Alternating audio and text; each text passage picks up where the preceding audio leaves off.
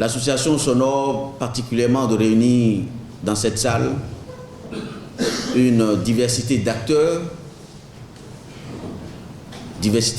politiques, diversité d'acteurs simplement, de ceux qui viennent également de la société civile, qui sont des acteurs de la société civile, qui ont pendant de nombreuses années aidé à clarifier le jeu politique, à clarifier le jeu électoral, et qui ont aidé par leur investissement, qui ont aidé par leur engagement, parfois en prenant des risques, de gros risques, qui ont aidé donc à construire patiemment l'état de droit dans les pays africains, la démocratie, et à faire en sorte que nos élections, aussi bien au Bénin que sur le continent, soient rationalisées.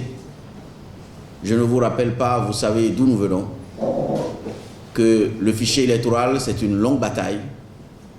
D'en arriver à un fichier électronique, d'arriver à mettre de l'ordre dans l'état civil, ce n'est pas encore fini. C'est une longue bataille. Le mode de scrutin a garanti la participation de tous aux élections. C'est une bataille, ce n'est pas encore fini. Mais cette bataille n'a pas été menée que par les acteurs politiques. C'est une bataille qui a été menée dans le cas du Bénin. Et je le sais, dans le cas de beaucoup d'autres pays africains, c'est une bataille qui a été menée par les acteurs de la société civile. Je voudrais ici leur rendre hommage pour la contribution qui a été la leur dans la clarification du jeu électoral et dans la mise en place d'un certain nombre d'outils qui participent, qui ont participé, qui participent et qui devront toujours participer à garantir un scrutin transparent, sincère sur le continent. Le thème que nous vous soumettons ce jour est un thème qui est non pas dicté par l'actualité, mais dicté par un événement têtu de la vie politique des pays africains. Comme vous le savez, les crises qui secouent notre continent, les conflits auxquels nous faisons face sont des conflits essentiellement politiques. Ce sont des conflits qui sont générés par la politique. Nous avons souhaité à l'Association béninoise de droit constitutionnel, pour clôturer notre année, pour clôturer nos activités, nous avons souhaité mettre devant vous ces crises et évaluer ensemble le rôle de la société civile dans la gestion de ces crises.